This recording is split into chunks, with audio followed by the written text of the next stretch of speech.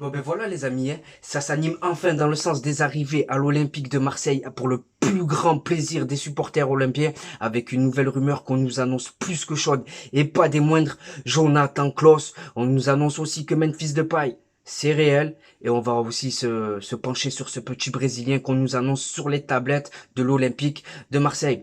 Bonjour à tous les amis, c'est Khalil et de Touche pas à mon stade. On se retrouve aujourd'hui pour une nouvelle vidéo. T'as pu le comprendre au titre et à la miniature. Aujourd'hui, on va parler mercato. Mais avant de commencer cette vidéo, les amis, deux choses. La première chose, c'est que je tenais à vous remercier parce que ensemble, on a atteint le premier palier, qui est le palier des 1000 abonnés. Et je tenais à vous remercier. C'est que le début. Touche pas à mon stade. Vous le savez. C'est vous, c'est moi, c'est l'Olympique de Marseille et c'est le sport qu'on aime. C'est le football. Donc, comptez pour moi pour continuer à faire grandir la chaîne. C'est que le début. Et en ce sens, j'aurai une annonce à vous faire très prochainement. Donc la deuxième les amis, c'est qu'on est 1000 abonnés, comme je viens de te le dire. Là, je compte sur toi, la Famax, à toi qui n'est pas encore abonné. Si c'est pas le cas, on vise le prochain palier des 1100. N'hésite pas à t'abonner, à liker, à commenter, à partager. C'est gratuit, ça aide pour le référencement et surtout, ça donne de la force le sang.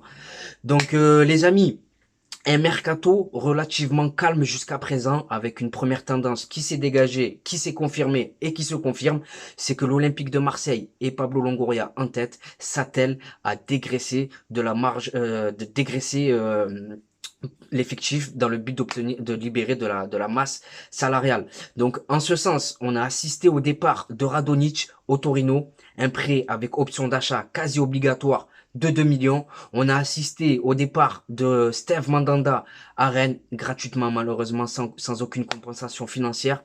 Et on va assister très prochainement au départ d'Alvaro González en Arabie Saoudite et de Luis Enrique qu'on nous a annoncé un peu partout, qui sera très bientôt de retour au Brésil.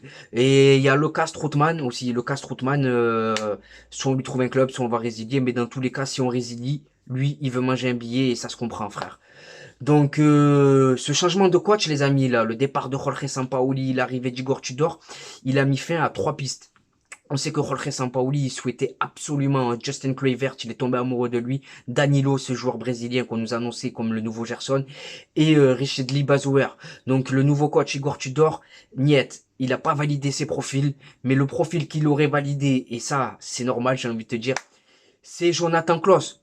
Donc les amis, Jonathan Klaus, j'ai envie de te dire, vous le connaissez sûrement mieux que moi. Hein. Donc il a un parcours assez atypique. Il y a encore 3 ans, il jouait en D2 allemande. Il a joué en CFA, en national. Donc voilà, il était au Bielefeld Arménie, si je dis pas de bêtises. D2 allemande, il signe à Lens et à Lens, il donne une toute autre tournure à sa carrière et lui-même prend une toute autre dimension au point de devenir international français et d'être annoncé sur les tablettes de clubs comme l'Atlético Madrid et Chelsea pour ne citer que et l'Olympique de Marseille. Donc Jonathan Klaus, si tu veux, si tu le veux, faudra sortir le chéquier. Là où Lens espère 15 millions, l'Olympique de Marseille de Pablo Longoria ne serait disposé qu'à proposer 10 millions au grand maximum au vu de la situation du joueur. Il lui reste 1 an de contrat, il a 30 ans. Donc voilà, les positions des clubs, elles sont pas si éloignées que ça. Donc moi je pense qu'il y a moyen de trouver un arrangement. Mais le souci dans ce dossier, c'est que voilà, faudra se méfier de clubs comme Chelsea et l'Atlético qu'on nous annonce comme plus que friand du joueur. Deuxième rumeur du jour, les amis. Enfin, deuxième rumeur. On l'a déjà vu apparaître, mais là c'est un chapeau, c'est un nom qui ressort régulièrement là dans la presse. Nuno Tavares. Donc pour les amateurs de FIFA en mode carrière, Nuno Tavares, vous le connaissez sûrement depuis ses premiers pas au Benfica. Donc il a été formé au Benfica, latéral gauche. Il y a son frère aussi qui joue arrière droit à Benfica. Donc Nuno Tavares, il a été transféré l'été dernier à Arsenal et ça s'est beaucoup moins bien passé pour lui cette saison. Donc lui aimerait trouver un nouveau point de chute pour obtenir du temps de jeu, pour performer, pour s'aguerrir et il veut disputer la Coupe du Monde avec le Portugal à la fin de l'année. Donc moi je pense qu'on a déjà à ma vie, on a déjà Kolasinac. Kolasinac il n'a pas fait de préparation physique les amis l'année dernière, là il va en faire une. On aura le droit à un tout autre joueur. Donc Nuno Tavares pour moi c'est pas trop validé. Donc ensuite les amis, Yann Koto, tout comme moi, tu dois te demander c'est qui. Yann Koto, il a 20 ans, il appartient à Manchester City, C'est un international brésilien U21, U19 et il a été prêté la saison dernière à Braga où il a quand même trouvé le moyen de faire 3 passes décisives et de marquer un but. Donc il a tapé dans l'œil d'une grosse écurie, le FC Porto. Le FC Porto, on sait qu'ils sont friands de ce genre de profil. Tu as vu le Sud-Américain pour faire une plus-value dessus, James Rodriguez, Hulk. Donc c'est des machines, eux. Donc si tu le veux, Yann Koto, il faudra trouver les bons arguments et il faudra sortir le chez qui est. Donc voilà, c'est tout pour lui, pour Yann Koto. Moi j'aimerais bien d'autres joueurs avec... là le barème les amis, moi j'aime bien parler barème objectif. Là le barème cette année c'est la Ligue des Champions. Et il faut des joueurs qui ont quand même une expérience européenne invécue si tu veux pas être ridicule dans cette compétition. Donc ensuite les amis, on a vu apparaître plusieurs rumeurs, mais beaucoup depuis la nomination d'Igor Tudor, on a vu plusieurs joueurs apparaître de l'Hellas Vérone dans les plans de l'Olympique de Marseille. Là autour de Adrien Tamézé. Donc Adrien Tamézé, je vais ouvrir les guillemets. Il avait dit suite à la nomination du coach que j'ouvre les guillemets. Marseille reste Marseille. Je me sens très bien en Italie. Ce n'est pas dans mes plans de revenir en France, mais c'est vrai que si le coach m'appelle, je réfléchis.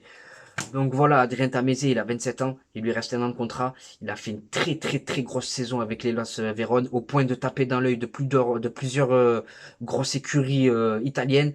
Donc lui, son envie actuelle, c'est de poursuivre en Italie. Mais comme beaucoup de joueurs, si l'Olympique de Marseille t'appelle pour disputer en plus la Ligue des Champions, jouer au Vélodrome, ça fait réfléchir. Donc Adrien Tamézé, c'est une piste accessible financièrement, il lui reste 1 an de contrat. Mais bon, là où je mets aussi un bémol, c'est qu'il a aucune expérience européenne. Donc oui et non pour moi, Adrien Tamézé. N'hésitez pas à me dire ce que vous en pensez, vous, dans les commentaires, en tout cas.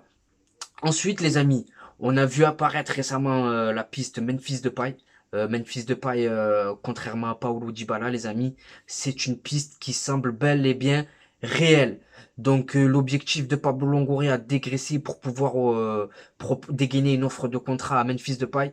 Mais Memphis Depay, faudra lutter avec de sacrés cadors.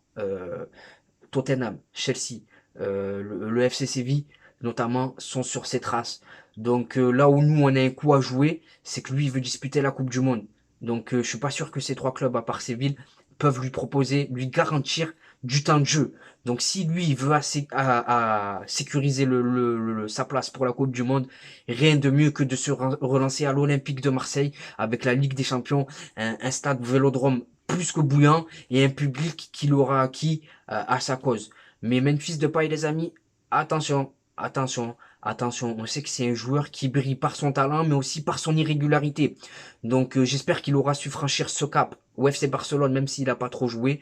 Et pour moi, en tout cas, c'est validé. Memphis Depay, il peut apporter énormément de choses. Moi, j'aime bien ce genre de joueurs là, imprévisibles, qui techniquement peuvent te surprendre. Donc moi, une attaque Milik Depay avec Payet derrière un 10, c'est validé et avec cette attaque, on peut faire mal à n'importe quelle équipe européenne. Je dis bien n'importe quelle équipe européenne. Donc voilà, Memphis Depay, il n'y a plus qu'à espérer. Donc voilà les amis, c'est la fin de cette vidéo. Je te remercie de l'avoir visionné jusqu'à la fin. Je te souhaite de passer une bonne journée ou une bonne soirée selon le moment où tu visionnes cette vidéo. Et n'oublie pas, notre virus à nous, la famille, c'est l'OM. Ciao le sang.